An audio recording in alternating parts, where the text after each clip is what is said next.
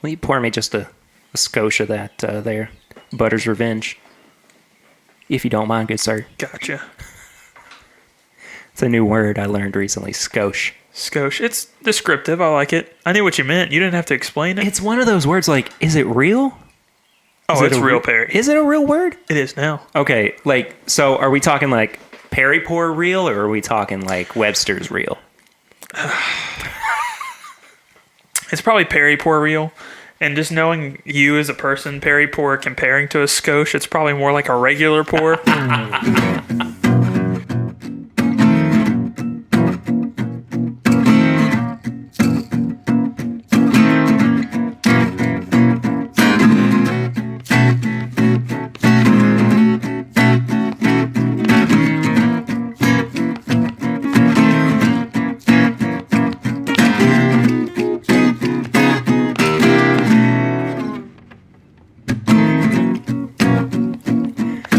Welcome back, everybody, to another episode of This Is My Bourbon Podcast. I'm your host, Perry, and I got Swan with me. Hey! Hey, Swan.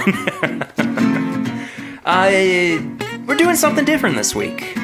I got sent these samples from the Bardstown Bourbon Company a couple weeks ago. Well, actually, really last week. And I was able to go there back in February and saw the preview for these products that they sent samples of. And I recorded a bunch of audio from it. I've never released that audio, so I wanted to kind of frame a review of these products and a short little conversation as well about the Bardstown Bourbon Company with that audio. So you're going to get a little bit of a different take on the format for the show this week. I think it's going to be kind of cool. So, yeah. Well, first off, Swan, I'm happy you're here. I'm happy to be here, man. Yeah. Got here just in time. You did indeed. Swan, what have you been drinking recently? Not a whole lot. I just got some Knob Creek. I didn't get a pick. I wanted to go back and actually just try the regular 9-year that they put out. So I found a store that had just the regular 9-year on the shelf. Old label. Picked it up. It's solid. You kind of forget how good it is just to have a regular 9-year-old bourbon because they constantly put out the 12, 13, 14, even 15-year picks. Still a good base. Now, you're talking about the single barrel. Yes, the single barrel, the 120 proof. Yeah. So I think they did away with the age statement on the other stuff, right? Did. Yeah. They did, yeah. But no, it's definitely solid. There's the whole rumor floating around that maybe the single barrels are kind of dying down a little bit, or maybe they're doing less of them. But I'm not going to be too upset if we get stuck with a 9-year bourbon at a decent price point. So yeah, I agree. I don't know when the last time was that I actually had just the straight 9-year single barrel, just the regular on the shelf 9-year single barrel. So I might have to do the same and go back to it. Yeah, I know when soon. I first started drinking, I had quite a few of them because I was like, it's 120 proof. I'm finally into high proof stuff, and I pick it up and it's just cheap, good, solid. I remember it being so consistent for a single barrel on the shelf, which is nuts because when you get into the picks and stuff, they are wildly different. Oh yeah, some of them are almost Booker's like, and some of them are kind of just not your profile, but they're just wildly different. So it's nice to have some variety and then also have a product that you can go back to that's relatively similar every time. Yeah, for sure. I've been kind of lucky in the bourbon department recently. Yes, you have. Yeah, things have been very, very. What's the word I'm looking for? Fruitful. Fortunate. Oh, it's been great. Yeah, I have not been upset with the things that I have acquired recently or have gotten to try. My best friend Austin was over. He was actually in town this past week for a couple of days. So he came over to the house and we cracked open a pre-fire Heaven Hill Bottled and Bond, which, we all have a soft spot for. Oh gosh, let's see. What else? I finally found this new pin hook that everybody's been talking about, the cast strength pin hook with the pink wax on top. I'm excited to try that. Probably going to do that on this week's live stream on Thursday night. You're actually going to be getting a bonus episode this week, too, on the main feed, where we're going to be reviewing 2 brand new releases. Four Roses Small Batch Select in the... Oh, I'm so excited for it. The Wilderness Trail Rye Bourbon. Yes. which just came out this past Saturday. Oh, man. And the batch on it, 001. 001. It's nuts. Heck yes. I'm excited for that. Yeah, man, I'm really excited for it too. But before we get to any of that with the bonus episode and whatnot, we do have some stuff we got to take care of for this episode. So again, what you're about to hear is audio from when I was at the Bardstown Bourbon Company back in February, where they did a preview of the Pfeiffer Pavitt bourbon release. I have tried all three of the products that they sent us, and I'm excited to revisit them again. But what you're basically going to hear is a couple of different workshops where they guided us through the tastings of each of these three products. And then there's going to be a short little interview as well that I did with the founder, David Mandel, Steve Nally, one of their master distillers, John Hargrove, the other one, and Suzanne Pfeiffer Pavitt, who is the vintner, or a vintner, from the Pfeiffer Pavitt Wine Company out in California. So that's a fun, quick little conversation that you get towards the end of this. But I hope you enjoy it, and we'll see you on the other end. Enjoy!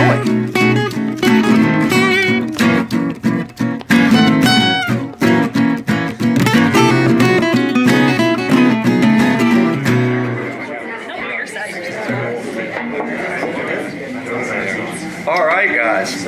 So what we're going to do now is we're going to take you through, Steve and Suzanne are going to take you through the development of this product. And of course, that product is the Pfeiffer Pavitt Reserve Bourbon, which is the first in our new collaborative series.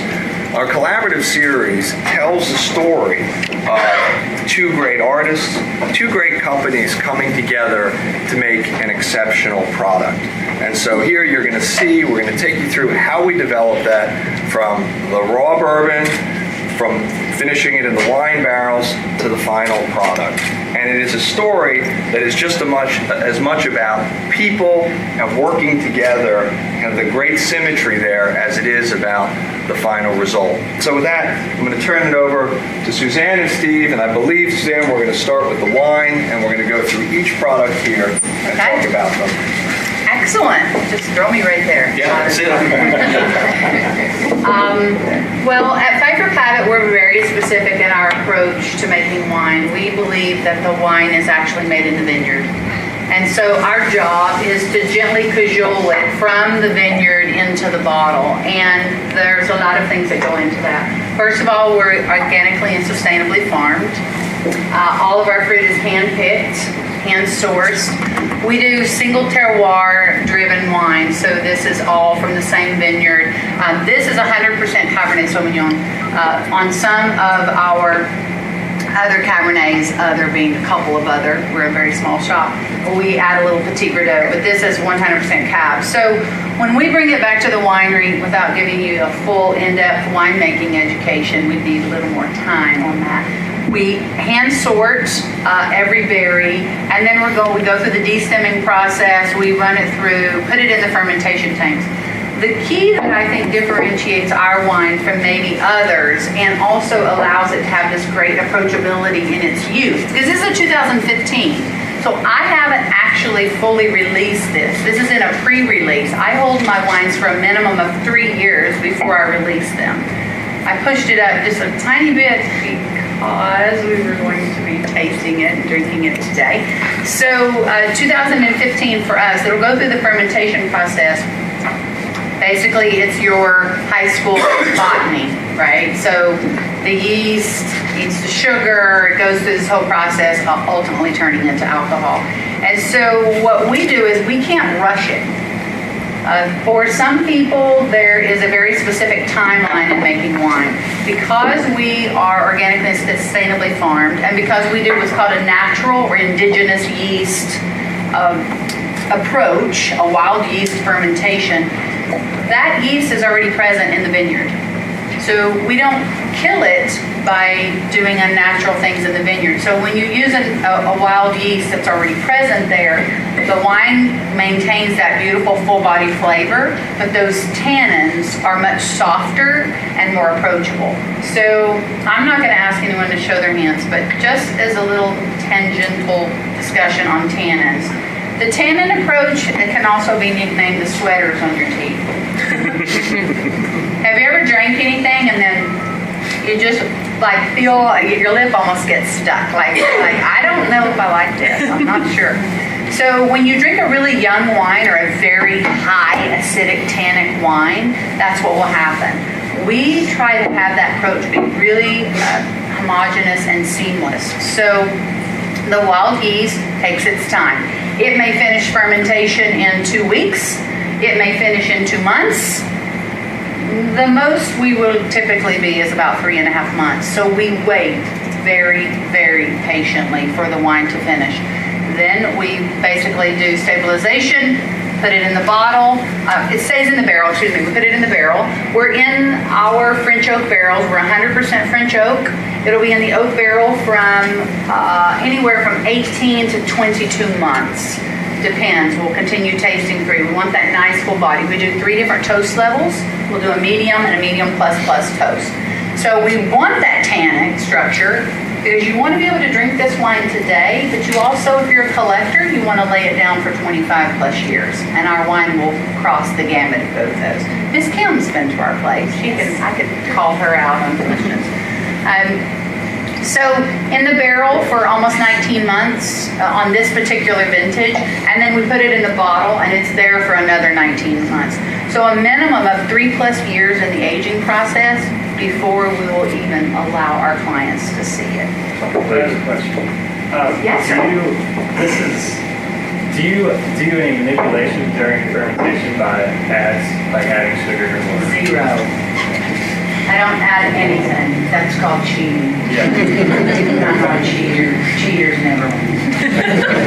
They sell a lot of wine sometimes. Sorry, I'm in front of a group of friends. If I'm guilty of a few things, but one thing that I am absolutely adamant is being intentional. Intentional in everything I do. This is a very intentional process what we do in making wine and making spirits. And so I wanted to represent the best of what could be in the wine world. Hey, wine's been made for thousands of years. You let some grapes sit out on the counter, fermentation occurs through nature. You don't have to get involved. Holding back and not manipulating and not doing additives, color, water, sugar, whatever, will reward you in the long term, but you do have to be incredibly patient. The honest truth about making wine is one of the keys is cleanliness. You have to have absolute sterile conditions in your winemaking facility, otherwise bacteria presents itself. And so it's really about being clean and letting the wine do what it does. Oftentimes when people will drink or try our wine, the greatest collectors who, age their wine for extended periods of time will say, how do you get this wine so approachable? And I truly believe it's that hands-off. It's that lack of intervention and manipulation. Just let it do its thing and gently cajole it. Now, the artistry on that is the barrel choices, the barrel aging, how we do that, the cold temperature and cold stabilization that will occur. I'll back up a second. In the harvest approach, it starts there. So we actually harvest at midnight from 11:30 to 12 p.m. to 6 a.m. We do it under the canopy of lights. It looks like almost a movie set. And we do it because the grapes are all cold. And we want the grapes to stay completely intact without piercing the skin and pre-releasing any of the juice. Those grapes stay intact. So I'm a Southern woman, so I always tell a story and an analogy. So if you buy that cluster of grapes at your market and you put it in your refrigerator, it gets a little of that kind of opaque, you can almost wipe the frost off. If you left it on your counter, that's completely different. Depending on the temperature of your home, those would get very malleable. Even the weight of several clusters of that just regular table grapes would weigh them down, pierce the skin, some of the juice would come out. So in the winemaking room, and we're harvesting tons of grapes throughout the night, we're all hand picking it. Nothing is machine harvested. We pick only the clusters that we want and appear to be perfect. And then we have them stay cold and in the winery until we're ready for the destemming process throughout the day. So it's a very hands-on, labor-intensive process, but we like to say it's love in every cluster. So Well, that was a great question. Thank you. It is exceptional. And if you can get out there and see it. Yes, of course. Happy to have you and look at that. So. I'll tell you, I think what you hear from Suzanne, this is why she's our partner. Because I think a couple of things she mentioned, everything's intentional. You're going to see that with us as well. Thoughtful, the craftsmanship, everything that goes into her wine is the same way we approach and are approaching, our products, what we're making, and that's why, the relationship here, which is one that started as a friendship over dinner, being introduced by a mutual friend, our company and hers, has developed into this product. And so that, what I'd like to do is we'll transition here. Let's begin now to talk about how from the wine, we're going to the development of the Pfeiffer Pavitt Bardstown Bourbon Company bourbon. And so, Steve, why don't you take us through the base product that we used and we acquired, and we have here, we own lots of different inventories of aged bourbons. We have some from Tennessee, we have some from Kentucky, we have some from Indiana. We all know kind of the history of gathering and acquiring aged product because we're in the process of making and aging our own right now. So we're using a base bourbon, much like a chef doesn't always make all of their own vegetables or grow all of their own vegetables. We're starting with a base and we're taking it and we'll talk about what we did with it to produce this great product. So Steve, take it away. Okay, thank y'all. And as David said, everybody knows we don't have an aged product yet, so we did source this. But one of the challenges we had was to go through the inventories we had and to pick something that would match or would marry up with Suzanne's product for her wine. So we went through and we selected barrels. What we selected was a Tennessee product. It's a 9-year-old low rye product that we used when Suzanne emptied her barrels out in California. They cannot stay empty very long. If they do, the wine starts to spoil. You have a bad product, and we put our juice into a bad barrel. So what we did, as soon as she dumped them, we put them onto a refrigerated truck. They stayed below 34, 36 degrees. We shipped them express from California directly here. As soon as they got here, we filled them with this Tennessee product. Put them in the warehouse. They sat there, and we went back, John, about every month or two, pull samples just to see how they were progressing. We would send Suzanne some samples, get her thoughts on it. So we, as a group, as a team, decided that a year and 9 months, or about 21 months, or about 20 months, it was as good as it was going to get, or it was ready to be bottled. So at that point, that's what you're going to taste, the finished product. And with finishes, it's kind of tricky, so you just can't say 18 months on a finish. Especially every wine, as Susan explains, is unique to where the grapes are grown, how it's processed. So starting in month 1, you really have to start doing evaluations on its sensory. I've dealt with wine finishes that have been finished at 3 to 4 months. This one, like Steve said, is a year to 7 months, so right at 19 months. But we check it every month. Susan would actually come on site. We'd do tastings here on site about midway through, and we could tell this was about to hit its peak when we finally made the decision to go ahead and dump these barrels. And we also send samples for her team. They love that. Yeah. And we send each sample and then composite of all the samples also. So our team and their team was very educated on the sensory, where this was and how it was going to turn out in the end process here. And similar to wine, each one of these that we do, we will not have a year and 7 months or a certain period of time to say it's going to be ready. We will have to go in and evaluate that And if we get another shipment of barrels from Suzanne, we will still have to go in and see how that's coming along. I'd like to interject and say, at the risk of oversharing. No, overshare. So when we decided to do this, all roads and connections, I think, lead to the south. I just do. Maybe just because I'm from the south. So it was a southern person that connected us several years ago. And so when we started talking about this, they asked me to come back and meet with the team. Steve was really interviewing me. They were all trying to be super nice about it to see if we could play together. And I was kind of interviewing him too. Like, I don't know who these people are and how they're going to handle my wine. And he said, I don't really know anything about making Napa Cab. And I said, well, we're even. I know nothing about making bourbons. So together, as a collaborative, this is where this would get really interesting. So we said, all right, let's send a Cabernet barrel back. We'll sanitize it, we'll clean it, we'll get it all ready to rock. And we'll send it back, and you guys can put a little something, we'll play around with it and see how it goes. Now, we're working between... The very first fact, we screwed up the very first two I barrels. thought I should share. Okay. So and again, we're collaborating between, Napa Valley, California, and Bardstown, Kentucky. And so we send them that barrel, and I don't hear anything, and, what are we doing? I don't hear anything, and we get on a call with them, and they're like, it's kind of too clean. They're dry. They smell awful. What are we going to do with this stuff? It's a French oak barrel. And they said, no, you took all the flavor. Like, we wanted some of the dregs left, like the cab juice and stuff. Can you leave it in? I said, She said, do you want that in there? Like, Steve, with all due respect, if I ship you those barrels across the country, there will be hair growing out of them if we just do it regular. It's not like shipping bourbon the other direction.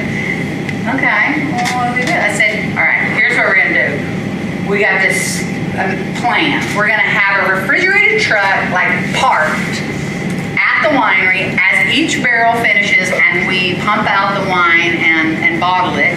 We're going to bung it, wrap it, get it on the refrigerated truck, and then that person's going to haul booty across country and get it here, and you're going to fill them. That's what you're going to do. And what's unique about that, and I'm glad you shared it, because in a lot of cases with wine finishes, they won't do the cold storage piece. You'll wrap it, gas it, send it. Cold storage is expensive, it's labor intensive, it's got to be right there. They went right in. When it arrived here, our team brought it right out, filled them, so there was absolutely no degradation in Suzanne's wine. Now let's move to the finished product, which was the 19th finish in the Pfeiffer Pavitt barrels. And so go ahead, smell that, taste that, and Dan, talk a little bit too about kind of that product and how that was thought about in terms of the cocktail too, and using it in the end, experiencing it. Absolutely. One of the things Steve brought up that's so fantastic is the intention of having the two companies enables us to do this exercise, which you really cannot do with most finished products. So we have the wine right here. You can nose that in one hand, and then you can go right to your other hand and nose the collaboration. You can, really see how the flavor of this fantastic Cabernet comes through and influences this whiskey. So we knew we were using this on the base of the cocktail. Obviously, with the fruits that were listed go very well in cocktails. Often with the acid on fruit with lemon, plain with kind of a currant is just that's just an easy decision there. Also with this Cabernet, the integrated tannins that you get and that kind of wonderful finish that we had on the first one is going to make any cocktail. So when we put 2 ounces of this with this wonderful finish that you get, we know that the cocktail's going to work. So a big part of it was not messing up. Yeah, please. How do you in a bourbon company know so much about wine? I started in wine and cocktails kind of led into bourbon. He finally made the right choice. Yeah, Level 2 somm. He ran a great restaurant in Decca, built their wine program, and of course brought and recruited our whole in-house beverage team down here from Louisville. And picked some of the best people regionally to join us. And so Dan and Steve, John and Suzanne and our great culinary team, which you're about to experience some of that, are all working together in the creation of all of these products. certainly the experience we had in putting this cocktail together. I mean, we have, in former chef. We have general managers of restaurants on our bar team and our mixology team. We have so much experience there, so we work together. John will come over from the distillery and sit with us while we make cocktails, and Somebody has to do it. and give us his input on these spirits, and we can kind of build. It truly is a team effort building the cocktail that we'll start with down lunch that we used. This is the base. And Steve will tell us what not to do. Right? When we push the envelope too much. Make cocktails out of it. Ice is all bourbon needs on it. Or not ice at all, just chill it. I'll share with you when we sit down my first response to them putting my high-end Napa Valley Cabernet into a cocktail. I'll say that. Yes. Email. Email or phone call. Hopefully they didn't keep the email. I rewrote it like 3 times. When you see this whole company today, this company is about the people that are all part of it. Because that's what it's all the team. You know, all the fancy machinery, everything that we build, you know, slowly over time. We've recruited the best team possible here, and everybody's come from all over the country. I moved here from DC. Dan moved here from Louisville, sort of. His wife runs the Louisville School of Music and is actually here today for their first child is today. Yesterday. Herb moved here. Christian and Tracy moved here from Philadelphia. Herb, you came from North Florida. From Florida. Of course. John came from Missouri originally and then through Shepherdsville. Garnett came from Virginia. Dan Lind, our CFO, came from London. And everybody's moved down to Kentucky, right here in Bardstown. So I'm the only native. Right. But to that point, I've been in it 47 years almost, so you know it is a great job, and it's something I've really loved. And most distilleries have very low turnover. Question: You're putting into the wine barrel 110.2 proof bourbon. You're pulling out 19 months later 107 proof bourbon. How does that happen, right? Yeah. So it's the lower proof of the wine that's soaked into the So wood. residual wine in there. That brings down the overall. We got that dregs that she mentioned, so about 2 gallons of dregs, and then what's soaked in that wood, that it gets pulled out when it gets cold again. So that expansion contraction will pull that wine out, and it'll decrease that alcohol by volume overall. It's kind of an aggregate at that 107. So you got that 110.1, you got the wine at a lower proof, and together they come at that cask strength at 107 out of the barrel. And John, where was it aged? Was it on the low floor? Was it in here? Was it outside? So it was on our top floor of our warehouse. So, and we had the option to move it. So that's something we talk about every month if we need to move it down to a lower floor to kind of ease out that expansion contraction. But we liked what we saw every month in that top floor. The great example of that too was even more severe was with the Copper and Kings collaboration of White Label and Muscat. Was it going in like 114, 115? Came out at 94. So I mean a huge drop because of the lower proof on Muscat. There's one restriction that we had, though. Barrels that Suzanne uses does not fit our warehouse. So we have to leave them on the aisle. She's got to conform to our size. No, I'm just kidding. They were left out in the aisle, and we could have moved them down, yes, but We just had to be special. So they were on the top floor, and they got to see direct sunlight every day, being in the aisle up there too. Yeah, I think this would go very good with a great steak. I did a bourbon salon out at Oxmoor the other day where I had Josh Moore, Rita Michaels, and Newman Miller out there talking about cooking with bourbon. And Josh was saying that bourbon goes great with any type of steak or beef, and I think this one would go real well with great. That's what we mentioned. You know, my philosophy in the wine side of the world, people ask me these questions all the time. The stereotypical, you put a Napa Cab with big steak or chocolate or, fill in the blanks. And my philosophy is this.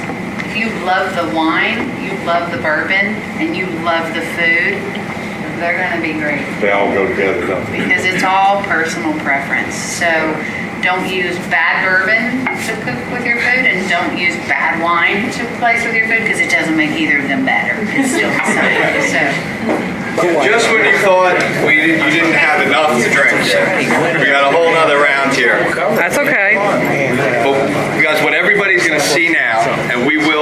step through this at a nice pace.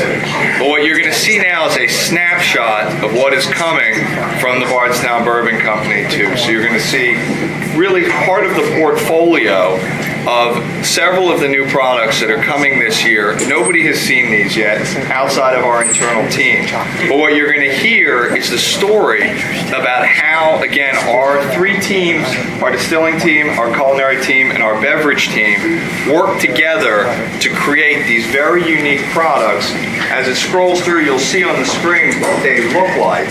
So that is you'll see the same look and feel in the bottle, in the way we're going to be presenting these products. But that's what's coming this year. And with that, I'm going to turn it over to Dan Calloway here, who is going to lead this with Steve and John. Cool, fantastic. Well, I'm glad you guys have made it to this point because this is one of the coolest parts of the day. What we've set out for you guys is starting with distillate, then moving towards our products that are coming out soon. And what I want to emphasize before we go through these is how much of a team effort this truly was. And that's why you see John, Steve, and our entire bar team here, Randy, Sam, and Javi, we all worked truly together throughout this process to end up at the end of this line. So we're incredibly proud of what we've created here, and I think we're onto something very special with this approach to blending and crafting products. So, what's your barrel entry proof going to be? We've tried several different entry proofs. 120 is kind of a standard. I also like 110, 105, to try to see how. Well, I was just wondering, Stitzel Weller back in the day in the 40s, the 107 was their standard barrel entry proof. So we have another wheated bourbon, a high wheat bourbon that we're going to come out with. It's a 39% wheat content. We have entry proofs at 100, 105, 107, 115, and 120 with the idea on the back side if one's better than the other or a mix of the blends of those entry proofs. Yeah. So we have everything in the category of what we can put in the I think that's one of the things that makes the wheated bourbons better is the lower entry proof because you get more of the caramels and vanillas out of the wood at a lower entry proof. And that's what the wheated bourbons excel at, is drawing those flavors out, and that's what makes them special. When you put it in at 125 or 120, right, in my opinion, you're getting too much of the tannins, and it's just too much like a regular bourbon. So we did both sides. We did an entry proof at 120 with a char number 3, and then we did an entry proof at 100, 105, 107, 115 at a char number 4 on the high wheat bourbon. So we have in both camps, we covered it all right there. Yeah. So I'd be interested for you to put one in at 107 and a char number 2. We do. So char number 2. Yeah. So we also have, going forward, we have toasted char number 2. We're putting them in too also. Wow. That's going to be great. And the underlying key with this is we're making such a quality distillate with this that now John and Steve can decide a barreling procedure, and it just forks off like this, and you can go in so many different directions when your core is at a high quality. So we're exploring. I agree. This is an excellent. It truly is. New make, and that's why I was saying. Yeah. Consider the lower barrel entry proofs. Yeah. I mean, what's great. I think it'll make a better whiskey 5-6 years from now. We certainly are. So that's kind of our beginning. And when you took the tour, this is what it landed at. So coming off, this is the end game, and it's what we build our foundation for these products off of. So we start with a distillate. Now, depending on who you talk to, some might say 50%, some might say 75%. If you talk to the barreling crew, they might say 90% of the flavor comes from the barrel. We are now going to move on to a 36% rye bourbon that has been in the barrel for 2 years. And the reason why we want to show this to you is to show the development that comes from 2 years aging in Kentucky.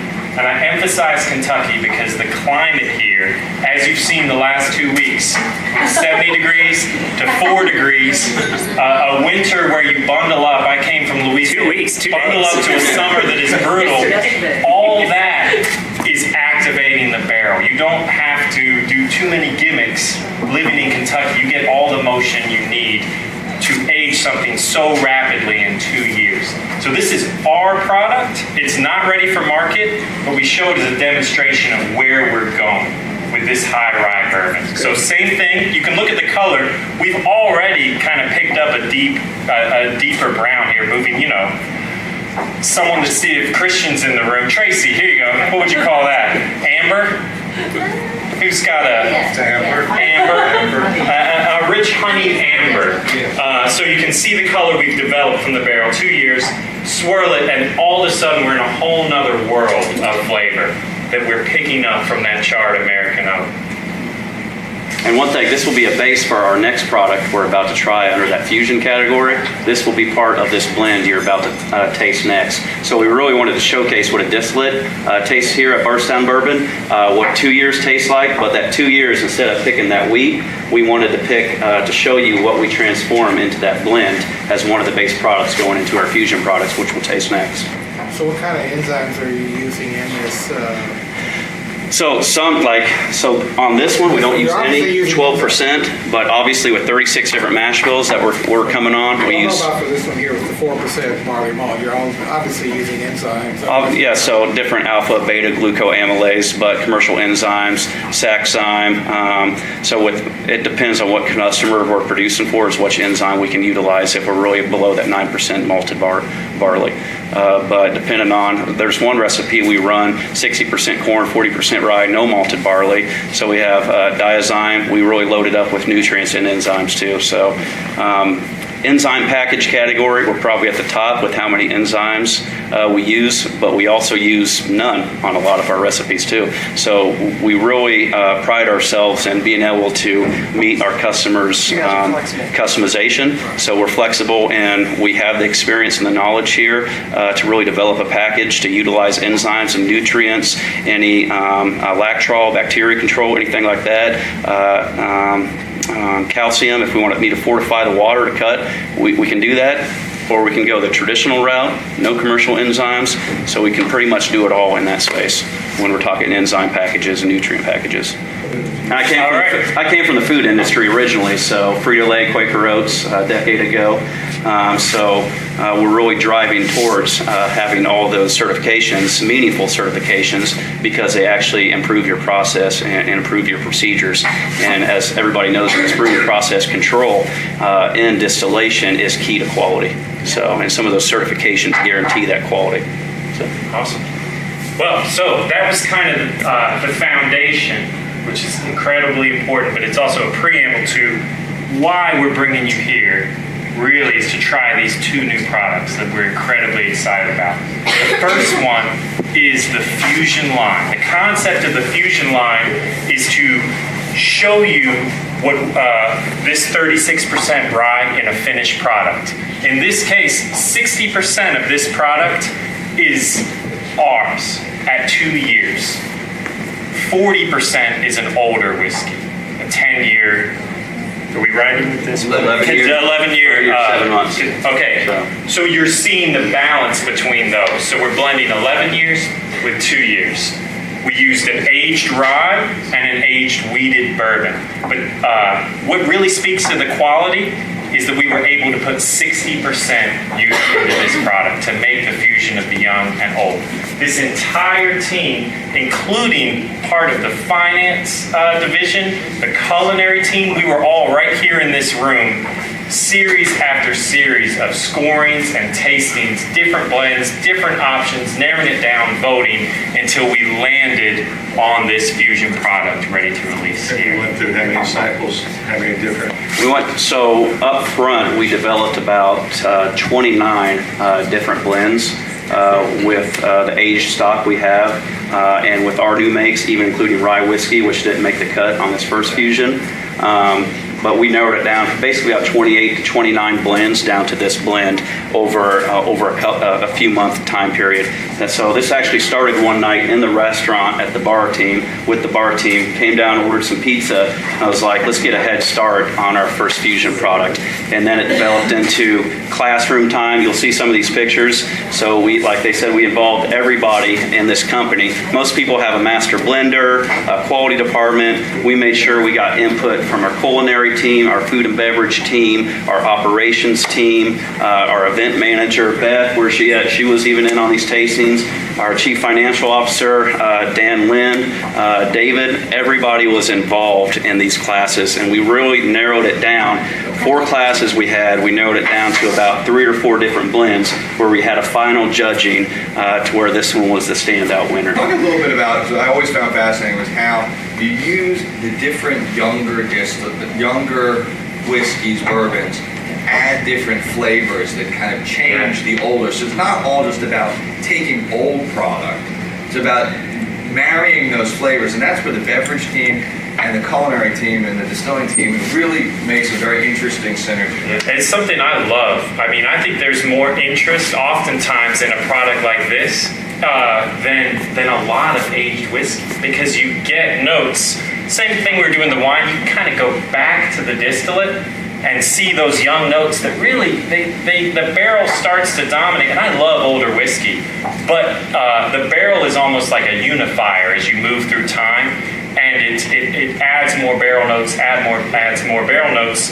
Having a little young whiskey and different spices and things that really jump at you can really make a complex finish in a whiskey that is unique to this fusion idea of 2 and 10. So it's something I'm excited about right now in whiskeys. It is this juxtaposition of 2 and 10. And I think there is a future in this concept. We narrowed it down from 28, but there was a lot of back work, late nights at the bar with some pizza, that narrowed it down to that 28. So it was a very complex, fun process. So. And that 20% was the first product. It was Steve's original distillate. First product was ever made here. All of the products. And with all the distillates that are coming out of here, really the sky's the limit for future fusion blends and things we'll have access to, and the creativity we have here. I mean, this is an ongoing series where we'll have the next blend, and we're excited to see what the next one will be using that, what we have available. I think it's so under the fusion blend, it just won't be this fusion. It'll be the next blend number 2, blend number 3, blend number 4.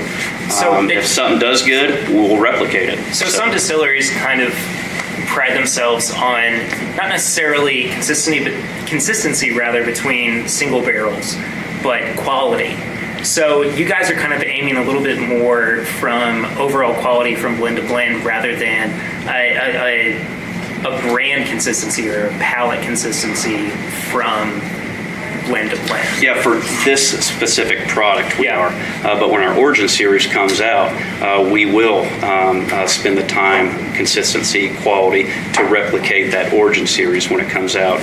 So where one distillery does it this way, another one does it this way, we're going to kind of represent many of those different paths with our releases in the next couple of years with those 4 different blends or brands of collaboration, fusion, discovery, and Origin. So we're just going to touch a little bit on all of them, but all the time and attention that goes to each one. Don't be fooled, we have 4 different brands coming out, right, but we focus on each of them individually as their own brand, and they could stand separately if that was the one thing coming out of this facility. And you're not trying to be anybody else, you're right. BBC. Exactly. Any questions to go to discovery? Sure. Which now is really about also about the art of blending. And this is a very interesting one because we were given, in our opinion, just such a gift to work with all these high-end products, and we could go in any direction we wanted as far as percentage, because we knew this was going to be our high-end blend. There were really no limitations set on this blend. So we had our core Kentucky bourbons, and we were just kind of given free rein to explore all of the options. And yeah, we're fortunate enough, we have everything from 5-year-old source to 15-year-old sourced bourbon and whiskey in our inventory, where we can really have the opportunity to really pull from each one of those different profiles and come up with something very special.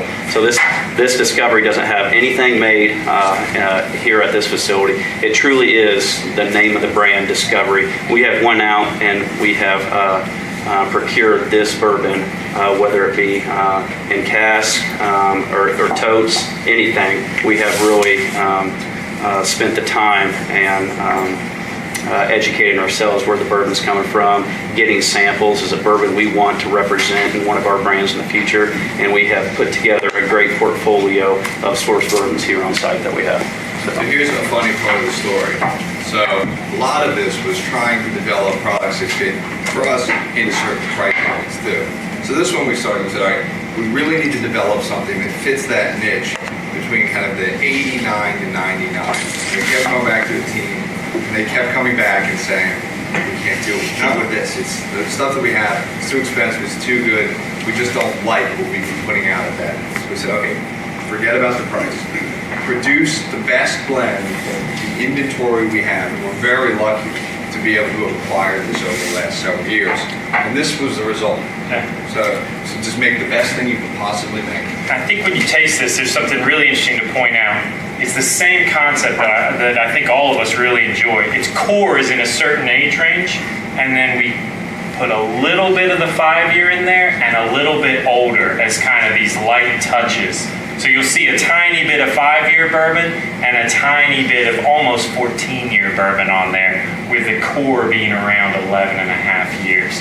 And it really shoots for that complexity that we're always have in our heads, this flavor goal. So I think we really achieved it on this one. And this one's gas strength. Gas strength. So to that point, though, I mean, eventually, you know, the barrels for this, of course, they're not going to exist anymore. This blend essentially is not going to exist anymore, but is this a flavor profile moving forward? Not necessarily for the Discovery series, but maybe for Bardstown Bourbon Company as a whole. Is this a profile that you guys are interested in maybe recreating or achieving again in the future? Could we see this being maybe a brand standard from the company in the future? It's interesting because I think our thought process initially these are blends delineated with numbers. You know, this is Discovery number 1. Whether or not, I think we're so young in the game of doing this, I don't know if we have a flavor profile identity on the Discovery line. Right. I will say I love this concept of a little bit of young and a little bit of old kind of peppering on, but it could go in any direction at this point. My 2 cents would be strive to be better every single year. Absolutely. So whether that's through quality, taste, if we can come up with something better than this Discovery next year, we're going to come up with it. So even if this is really popular, we got something better, our goal is to produce the best quality Discovery Fusion that we can. So every year. So I think that's what speaks testament to this team. We don't get comfortable with a certain profile. We don't limit ourselves. So that's why everybody's involved, because we got people that haven't been in the bourbon industry that are really lending great advice and outside the box thinking, and it really aids us into developing our final product, which a lot of other places don't go by. So I think it's very much an advantage to Bardstown Bourbon Company how we're doing this right now. I like the fact that you're not tied to ages. Right. I once did a bourbon tasting, a blind bourbon tasting for some friends of mine, where I took a 20-year-old rye and a 20-year-old bourbon and asked them which one was which, and nobody could tell me the difference because it was so dominated by the barrel. I always tell people older is not better, better is better. And I really like what you're doing in the Fusion series, because that young whiskey really does bring some nice flavors to that older whiskey. So great point on the blinds. So we didn't bring this up. So when I facilitated these tastings for everybody, I would be the facilitator behind these tastings in the classrooms. All this was judged off true blinds. They had no idea what was in each of these out of those 28s. I even threw finished product in there off other people's bourbon out on the market to try to throw them off. And to no avail, it didn't throw this team off, but I would even throw just random stuff in there. Kentucky Owl, Dad's Hat. I would throw random stuff in the blinds to see if I could trick them. And I just couldn't trick anybody. This one did come down to a tiebreaker, though. There were 2 at the very end. If you want to take a guess of which man came in and decided the tiebreak for this, he just kind of went right in. It was done, and then we had Discovery. They were all set like. Well, the question you was talking about discovery bold, I don't think we're looking at having the same profile time after time after time. We're developing something that's really unique and good quality each time. It's going to kind of go back to the single barrel program. Right. You don't have the same flavor, same taste, barrel after barrel after barrel. You vary a little bit. So we're fine with the variations, but the quality's got to stay there. So you're more interested in quality and I think to a certain degree customer retention too, just in terms of ABC has been really good, DEF could very well be just as good because they know what they're doing and they have a proven track record. Right. So a few years ago at the Bourbon Festival, we took a wild idea. We were going to take the best product that each distillery in the festival had, sure, mixed them together to make a festival product. It was not a festival product. You can take good and make bad out of it. They don't always do it. Well, I'm more excited about your Fusion product than I am about your Discovery product because I really think that the Fusion excites me more than the Discovery. Discovery is just another blend of sourced whiskey to me. But this Fusion is really interesting. It's very good. I don't get a lot of that young whiskey flavor to it. I get a lot of nice little nuances. I like it. Well, that's kind of the point. To hear that. That's kind of the point. This is 2-year-old primarily. No, I wouldn't guess that it was 60% 2-year-old, and and that's good. But that proves. Like I wrote a blog the other day about blended whiskey, and back in the old days they used to do a lot of things. One thing, it didn't have as much neutral spirit. They made good blended whiskeys. This proves that even though it's not a blended whiskey, it's a bourbon. You can use younger whiskey and make really good whiskey just using some, a little bit of old whiskey. It was all about the balance aspect. Right, It's really nailing down the young versus the old, because we very well could have came out with a 2-year bourbon at this point, but we really wanted to showcase our abilities as a team and really come out with this blend instead of coming out with a core product at 2 years. So we also don't have any financial pressures. Right. So from that standpoint, we don't have to race to market with anything. We're not trying to push anything out quickly. We're really just trying to create the best products that we possibly can. Well, I got to say, if it's 60% pure all 2-year-old product, I think 10 years from now, when it's 60% your 2-year-old product and 40% your 10-year-old product, it's going to be even better. But at that point, Fusion Series might be obsolete. It could just very well be Bardstown Bourbon Company. But my point is that at that point you're going for the quality distillate instead of the quality blend. Well, right. But if the quality blends are always interesting like this, why would you want to discontinue it? They're showing what they can do with blending. Right. They all could live. I mean, they all can exist for indefinitely too. So. Right. Well, in theory, a sourced whiskey should be the very best whiskey that you could get, because if you don't like it, why did you buy it? you can say no to it. So I can say for every type we have in there, we've turned down samples that we've had. So it's basically a blending process. So we get samples and we like that one. We don't. I have no complaints about a sourced whiskey as long as you let me know that you're not claiming it for your own. Exactly. Which I don't think you all have ever done. Which I don't. No. We won't. So you'll see. You'll even see origin on it. So Tennessee's not. You'll see it. So you've heard some of the conversation about the products that are coming out, about the newest collaboration for the Bardstown Bourbon Company. But I wanted to make sure too that we sat down with the people who made it all happen. And you've heard some of these folks before. You've heard David, you've heard John, you've heard Steve on the podcast before when we were here for the Bardstown Bourbon Company episode. But we have some new folks who are here. So I'm going to let you all introduce yourselves as well. I'm Dan Calloway. I'm the Director of Bourbon Education, Guest Experience, and Product Development here at Bardstown Bourbon Company. Suzanne Pfeiffer Pavitt, the proprietor and founder of Pfeiffer Pavitt Winery in the great Napa Valley, California. So Suzanne, you kind of made, to a degree, this newest collaboration release happen because your wine was the kind of the core for what this new flavor profile was going to be, right? So did you kind of have a palate for bourbon before you became associated with the folks here at Bardstown Bourbon Company? I'm a professional consumer.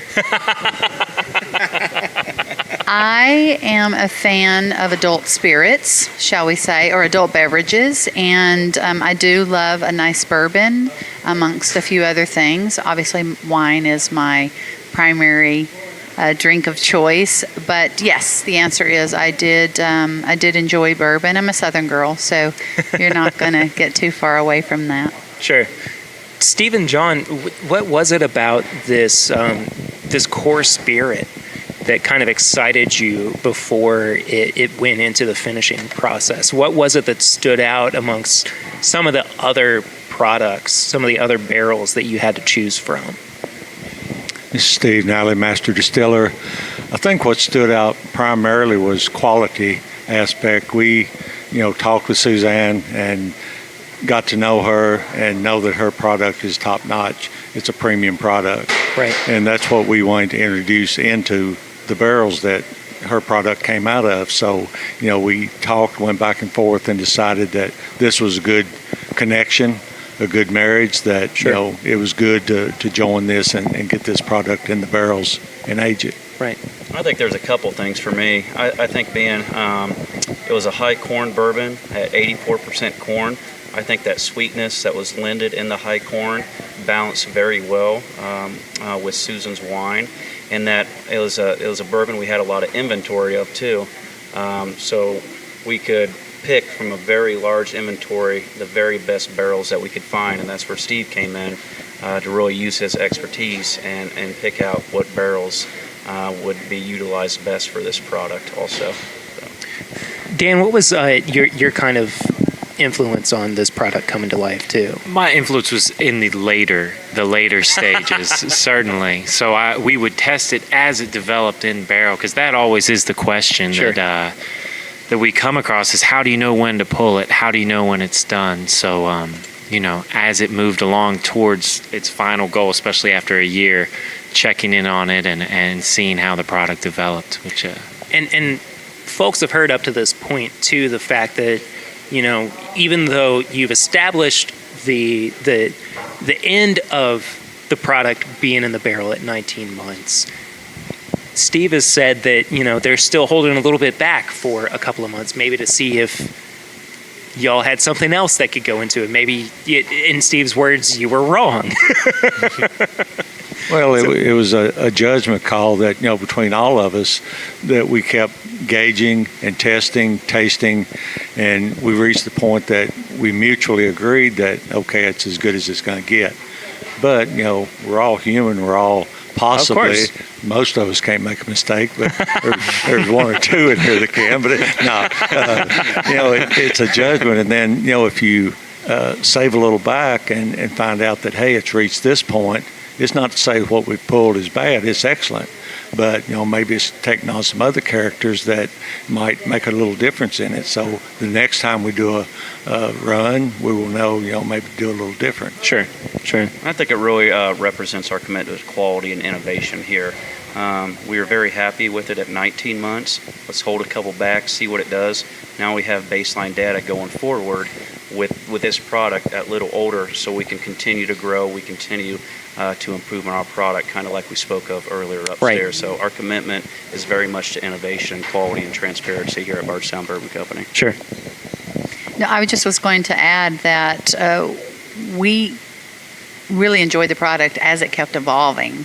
So it was this exploration, and it came to this certain point. I think we said about the 15-month point where we were all very excited, and then each month the flavor profile just kept increasing, and we got to a point saying, this is a perfect collaboration, if you will, of the Cabernet flavor profile presenting itself. And so ideally, we said, let's give it a try, but it's always good to not have regrets. So we've stilled a little away in the case that we reserve the right to change our mind. It's all subjective. It's all subjective. Yes.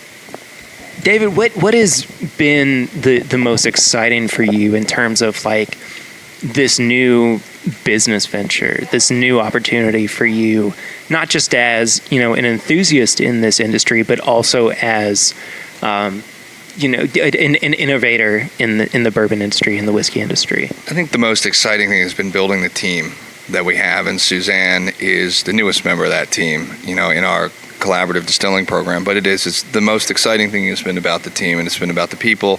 You're talking to them obviously here with Steve and John and Dan, but we've built an incredible culinary team, beverage team, a distilling team, and now all of those teams are coming together to make these exceptional products. And Absolutely. I think that's one of the things that's so exciting, and what you're going to see here is that there's an energy here, there's a creative energy, and it's different from what has been and what bourbon has been in the past. And Sure. so I think you're going to see a lot coming from us. So how did your relationship with Suzanne begin? Where did that origin story happen? We've actually started, a friend of ours who was a mutual acquaintance and on our board made the introduction and said, you know, you guys have to meet each other. There's similarities. You're both type A. You're both Virgos. You're both crazy. You know, there was some of that. He's also like that as well. I'm talking about Jeff Hopmeyer, who I'm sure you know well. But that's where the introduction began. Sure. And you know, we all have a passion for making exceptional things. Sure. Yeah, and I, having tried this new expression too, I feel like it is exceptional. I think that you guys really did do a fantastic job, individually, collaboratively, to make something that will achieve the heights that you all were reaching for too. Let's talk too, not just about this single product, but about what's coming up in the future. You know, they've heard us tasting it. They've heard the conversation around it, not just how it was developed or the blends that went into it, but just why did this become an aspiration in the Bardstown Bourbon Company? Why did the Fusion series and the Discovery series come to be? How did it come to be too? I mean, the story is exactly the same as the story of this place itself. It was an evolution. I mean, there was never a starting point in which we said, this is the idea. It was a series of ideas that continually evolved. And just like this place has evolved from its origins in the collaborative distilling program and making custom whiskey, and then, you know, seeing the potential here when the law changed in Kentucky to have a full restaurant and a bar, and then building those teams and having those teams work together. That's where the foundation began. And so, the story of the products is all about working together, collaboration, making great things, and then being able to transition from where we are now to what's coming in the future. And Discovery and Fusion and the Origin products all tell that story. It's a journey. It's a bourbon journey to those products. Absolutely. Well, I mean, I think one of the things that's exciting, and John, you just touch on it a little bit more too, is just the process. Because I think one of the things that amazes me, again, talking about the people, right here you have, I think we balance art and science beautifully. Sure. And you've got the art and the history in Steve Nally, and you have a lot of the science and kind of the younger engineering in John Hargrove. You've got the creativity of Dan Calloway. Yeah. Right. But you really have this kind of this great juxtaposition in Steve and John, and you see that throughout everything we're doing. That's really forms the foundation of the company. Yeah, and I think to Dave's point, we all come from different backgrounds. We have Steve, who's been in the industry, who is a rock for us to learn from here. He lends us knowledge to where we can take outside the box thinking and apply it and develop something here that's never been developed anywhere else before. Like I said, we don't have a master blender on site. Right. We have a master team on site. So we utilize the culinary team. We utilize the food and beverage team. We utilize our partners such as Suzanne. So we pull from a lot of different aspects of this industry. And this is just the core of the group. I mean, we spread out to the beverage team has multiple people. John's team has all the workers in the distillery with an average of 15 years experience. We rely on their experience to get the job done. So it's not just us, it's the whole team, the whole group of people here at BBC. It's collaboration. It's the core of the BBC. That's exactly right. So that about does it for this portion of the episode. Thank you all so much for sitting down. I just wanted to make sure that we had something a little bit more specific and that you all had a clearer voice when it came to these products that are about to come out. So thank you all so much for. Thank you for our pleasure. Thank you. Thank you. Appreciate it.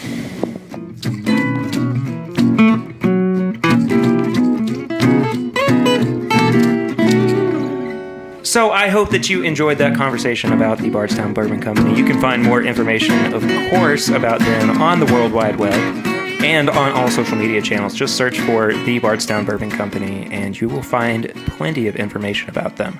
I want to say one thing before we move on two things actually, before we move on to the review of these three products. First off, if you have not gotten a chance to go and visit them yet, absolutely 100% do. They have a wonderful restaurant on site, the Bottle and Bond Kitchen, and it's delicious. One of the best dining experiences, not just in Bardstown, Kentucky, but in the state of Kentucky. I mean, just a fabulous place to go and enjoy some food. And also, secondly, I want to say thank you, of course, to the Bardstown Bourbon Company for not just sending us these samples, but also for their incredible hospitality and all of the wonderful ways that they made us feel like family when we were able to go and spend the day with them out in Bardstown. So on that note, let's jump into these reviews. We are going to start out, I think, with the lowest proof one, which is the Fusion series. I believe so. Correct? Yeah.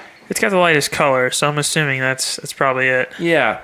So you've heard about it already, but just kind of as a recap on the Fusion series, I'm reading from this beautiful little booklet that they sent us as well.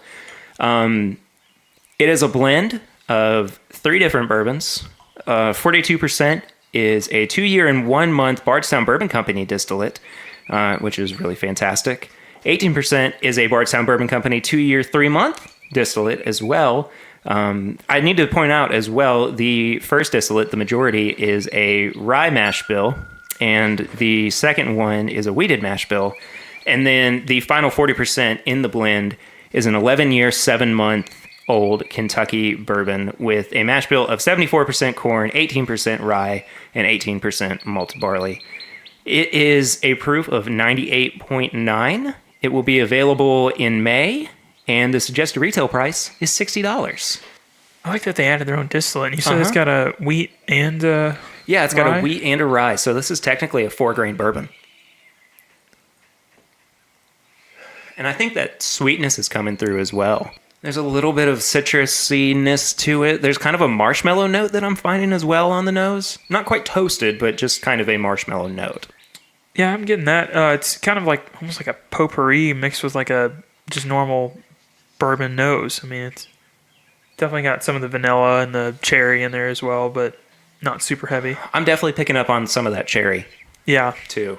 It's definitely got a fruitiness about it, which, for their, entry, more approachable, to have some of the more standard bourbon notes is probably a great idea. That is good. It's got a little bit more heat than I thought it was going to have, but for somebody that tends to lean higher proof, I like that. A little bit more heat, a little bit more corn. But I think that what I'm tasting when I say corn is probably a little bit of the youthfulness from what they've put in and of their own distillate, excuse me. But it doesn't seem like it's to the detriment of the final blend itself. No, it's not. And I love that they added their own stuff because there's so many people starting out with MGP and they kind of put your own stamp on it, even if you're blending, is just phenomenal. Yeah. Now that it's opening up on the nose, I'm starting to get kind of a floral note to it, kind of like a tulip almost. It's a very specific flower that I'm finding. It's good. Yeah, man. I think I do like the palate better on it, though. It does have like a lot more of the standard bourbon stuff going on with the palate. The nose is elevated, though. Yeah, I would have to agree. I think that the palate seems to take everything in a little bit better direction. Hey, man. How are you? Doing well. Come sit down. Oh, I will. Sorry. I'm very sorry that this was so last minute. Oh. I'm tired. Yeah. Hey, man. What's up? Oh, okay. Oh, I forgot about the headphones. Yeah. Pour you a little bit of this. Just try it. But we'll, like, technically bring you in on the second pour. Okay. That we've got. Hey, man. Hey. Hey. Hi.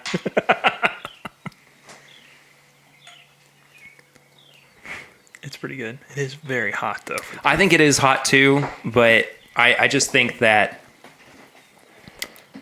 it is not being... It's not overpowering some of the sweeter notes or some of those, more refined notes to it, maybe.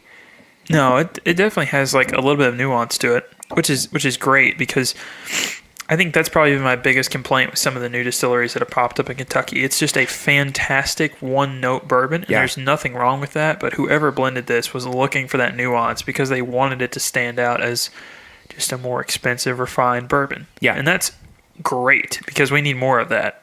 The finish, we haven't even talked about the finish. The finish is one of the more interesting parts of this as well. I'm finding more of a minty note to it as the finish is going along. I could get behind that. Yeah. It's not quite like it's not like a mint julep or anything, but like kind of that. No.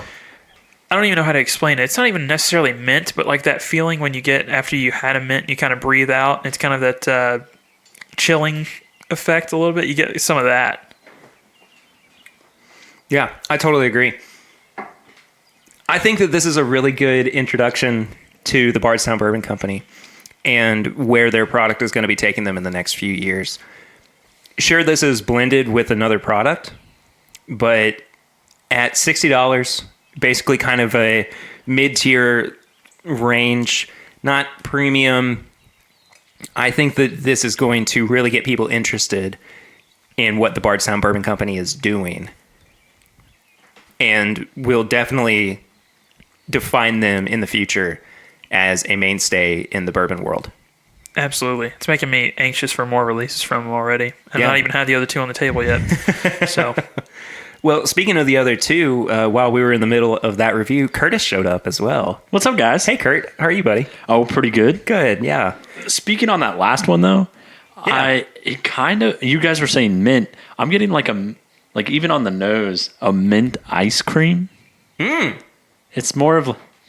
That's what I'm getting. It's like I walked into Cold Stone Creamery or like Graders, and that's what I'm kind of getting.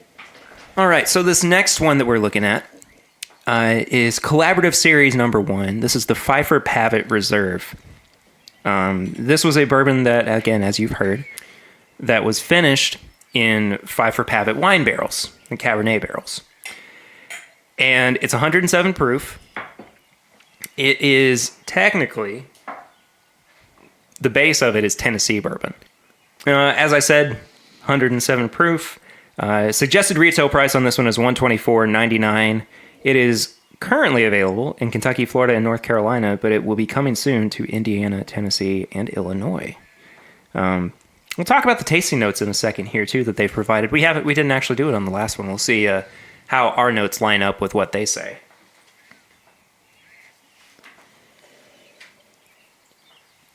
The nose definitely smells very wine-like.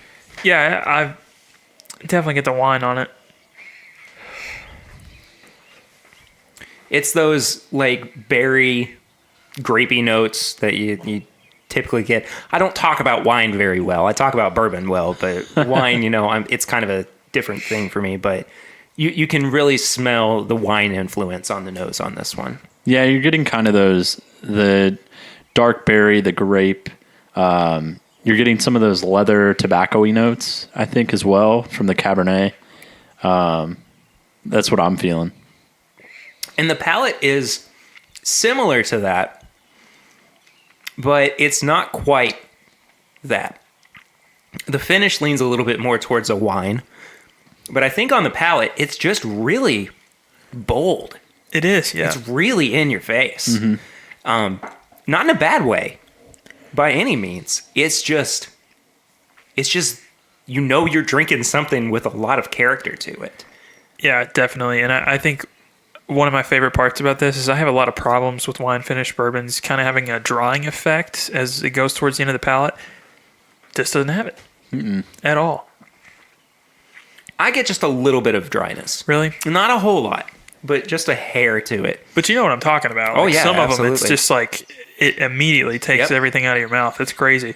But this I like it. It does have quite a bit of the wine influence on the finish. That's where I'm getting it mostly. It's really, I'm getting it bookend. So I am too. On the nose, you get the wine. On the finish, you get the wine. In the middle, that's where you're getting the bold flavor of bourbon. It's very berry heavy on the palate, I would say. It's like berries and toasted marshmallows. I'm not getting a whole lot of quote unquote typical bourbon flavors. No, I'm not either. Palate. But that being said, that is not to the detriment of this product either. I think that this is one of the most interesting finished bourbons that I've ever had. And, you know, the price is a little bit high for some people. I totally understand it. But what you're paying for is, you know, the fact that it's gone through that extra step of production. So if you have the money for it, I would say, yeah, I would probably shell out the cash for this one. If not, I would say maybe try it at a bar. You know? Yeah, I definitely would recommend trying it at a bar, unless you are really, as long as you have the money, but also specifically looking for a really quality finished bourbon. If you were just like, oh, I'm trying to get into finished stuff, this is not it. Yeah, like don't chill that money. This is definitely a next step in finished products. So I'm on board with this one. I like it quite a bit. Oh, it's really good. Yeah. Their tasting notes, they say it's voluptuous, succulent, has bold notes of plums, milk chocolate, and blackberries. I could definitely see the milk chocolate and the plums. Don't know if I'm so much picking up on the blackberries necessarily. Like I said, I'm tasting berry flavors, but I don't know if specifically for me, it's blackberries. See, I wasn't getting the milk chocolate. I was more the plums, the black cherry. I think the milk chocolate for me... Or the blackberry. Sorry. Yeah, I think the milk chocolate for me is kind of in terms of the mouthfeel.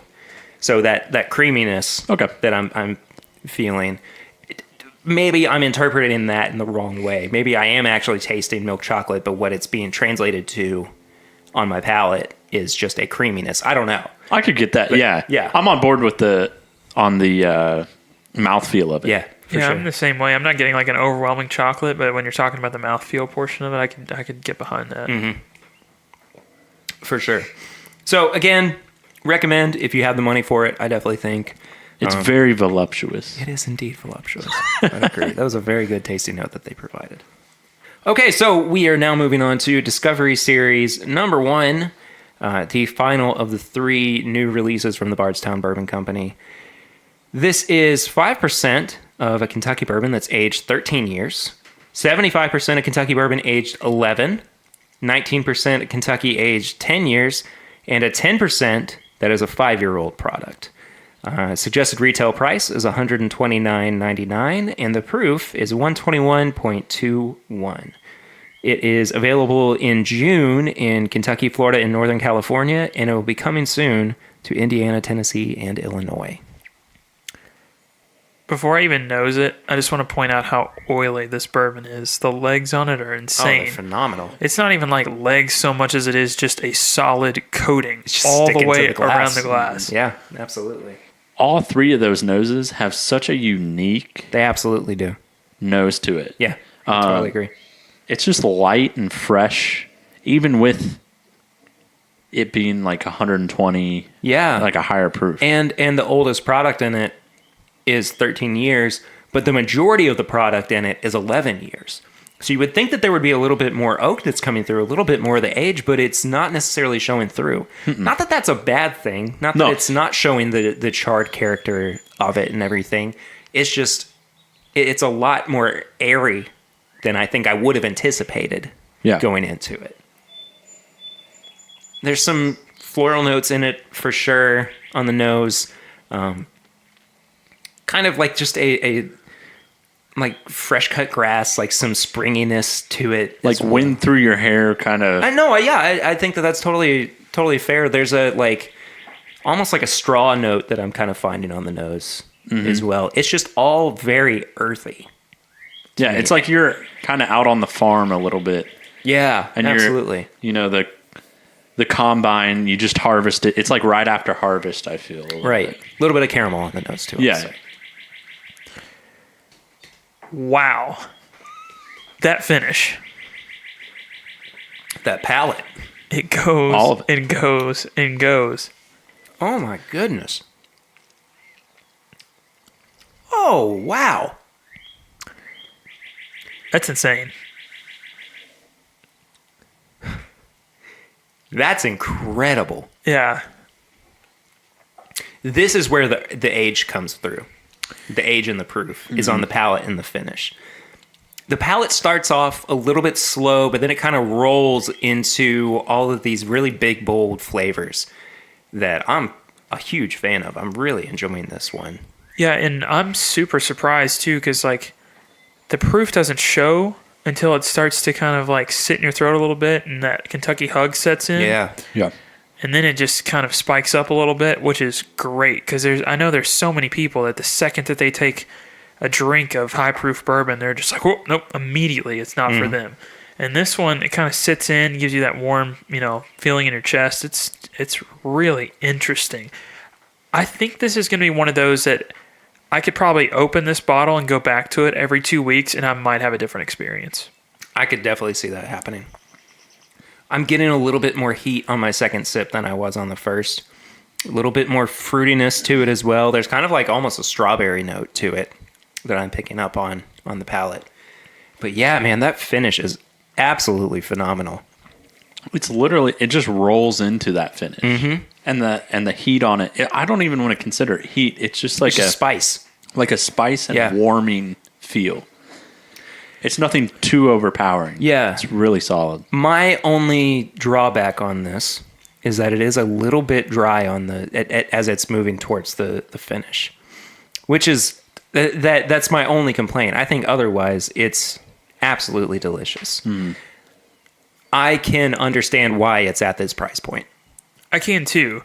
And I think it's good too because there's not a whole lot of people that are, entering into bourbon that are thinking, I'm willing to drop this kind of money on a bottle. Yeah. So when you have people that are experienced and looking for the nuance and the long finishes and the high proof point, charging a little more seems reasonable because they know what they're getting into, This reminds me quite a bit of some Kentucky Owl releases. Yeah, I even got, it's not necessarily like a Booker's note, but just the kind of heavy spice you get from a Booker's. Uh-huh. I get that. It is a totally different spice, though. I have to point that out. There is not, in my opinion, a huge amount of nuttiness on this that you usually get with Booker's, but as far as like a kind of a spice note, more of like a baking spice almost. Yeah, I think so too. I get that quite a bit. And it's not a spiciness. It's not like like a pepper or like kind of that kind it's of a spice. Yeah. Yeah, I totally get that. Their tasting notes were the hints of youthful bright spice and deep oak age add layers of depth and complexity. I think that's kind of an understatement, honestly. I think that there's lots of depth and complexity to this one. But man, it's interesting and probably a good thing that at the price point, it's the best out of the three. Yeah. I mean, I think it's the best out of the three. Do you guys agree? Yeah. Okay. Good. All right. Make sure I wasn't alone on that glad one. we talked about that. Yeah, me too. Okay. Clear that up. Well, again, before we wrap up this episode, I just want to say thank you so much to the Bardstown Bourbon Company for sending us these samples. Very gracious of you. We look forward to all of the things that you have coming in the future. I think that you guys have great things ahead of you. We got a couple things left to do before we get out of here. First and foremost is everybody's favorite segment, Tips and Bits, where we recommend stuff for people. Doesn't have to be bourbon or whiskey or whatever. Who wants to go first? Before we all go, can we just recommend in-game as like a group? Oh, that was mine, so yes. Okay. I've seen it twice now. Really? I saw it on Friday and I saw it on Sunday. I haven't seen it yet, but I've been told it's really good. I won't spoil a single thing for you. I've not seen it. I literally have tickets twice this week. Yeah, like I'm going 2 different days. Oh, I thought you meant like I had tickets twice and you didn't go. I was like, what happened? Wasted money. Tuesday and Thursday, I have tickets to go see it at 2 different theaters. Yeah. That's awesome. That's great, man. Is that your... It's collective, I think. I think mine, I mean, it's definitely mine. Look, man, they made $1 billion this weekend. I mean, that's a lot of money. It's ridiculous. It's insane. The movie theater next to, like, near my place is staying open 24 hours just to show more. Goodness oh my gosh. gracious. That's crazy. I've never seen them do that. Avatar came out and everybody's like, oh yeah, it's pretty cool. You know, it made tons of money and they didn't stay open 24 hours. Endgame comes out and there's people waiting in line. How is Avatar the highest grossing movie of all time? That's wild. James Cameron. I mean, it's good. Yeah. It was the effects of it and everying. It was fair. It was the technology that went into making the movie. Okay, that's fair. All right. Do you have anything else to add to Tips and Bits? I think that's pretty solid. Yeah. Avengers Endgame. Go check it out. It's going to be great. I'm trying to think of if there's anything else. That's been about all for my life this past week has been getting hyped up for Endgame. So it has crashed my social media. Yeah, mine too. I can't see anything. Yeah. The second I see Endgame or any of that, I've got even filters set to like not show me any of that stuff. Oh, I mean, like there was a solid 2 days where I mean, aside from like podcast stuff, I didn't even go on the internet. Yeah, because I just didn't want to learn anything about it. Well, it was either the Endgame or Taylor Swift. So yeah. Both of those. I haven't watched that music video yet. It's good. All right, fair enough. Well, that about does it for us. Where can people find you all on social media if they would like to do that? On Instagram, you can find me at KurtCon. On Twitter, Kurt_Con15. All right, I'm on Instagram at The Bourbon Finder, and that's it. I need to be better at keeping up with stuff. We'll get you there. I'm working on it. I know you are. Personally, I am at PRitter1492 on all social media channels. If you'd like to follow up with the show, we are at My Bourbon Pod on Instagram, Facebook, and Twitter. Go follow us. Share some posts. Tell your friends about the show as well. That really does help us out. Give us a 5-star rate and review on iTunes. Maybe we'll start reading out some reviews on air, too. So if you'd like to leave a review, we would definitely love to see that. 5 stars, please. You can check out all of our apparel and merch at bourbonshop.threadless.com. We have free shipping going on right now with the code FREESHIPBC19. So be sure to do that. We have the Facebook group going pretty strong right now. This is My Bourbon Group. I do a live stream every Thursday night on YouTube. It's youtube.com/This Is My Bourbon Podcast, 9 p.m. Eastern Standard Time. We're a day late? I don't really know. I don't know how that stuff works. Anyway, youtube.com/This Is My Bourbon Podcast. Every Thursday night, I do live streams over there. And then finally, patreon.com/My Bourbon Podcast. For as little as $1 a month, you can help support the show, keep things going. And that really is important to us. And we thank everybody who is a patron of the show. Mm-hmm. Thank you all so much for listening. We really do appreciate it. We will see you next week, but until then, I'm Perry. I'm Curtis. And I'm Swan. And this is My Bourbon Podcast.